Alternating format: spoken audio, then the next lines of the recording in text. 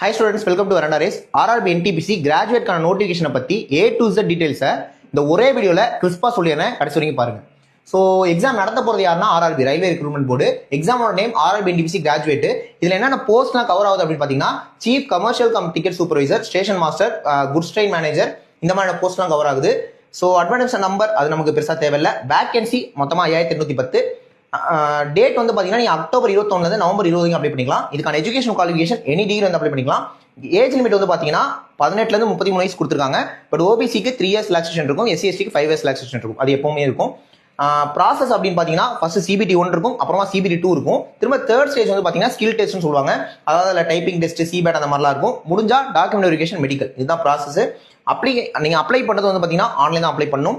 இதுதான் NTPCக்கான full details. உங்களுக்கு இதில் ஏதாவது டவுட்ஸ் இருந்தது அப்படின்னா அதை கீழே கமெண்ட்ல சொல்லுங்க. நம்ம நெக்ஸ்ட் கூட அதுக்கான ஒரு வீடியோ மேக் பண்ணிக்கலாம். தேங்க்யூ.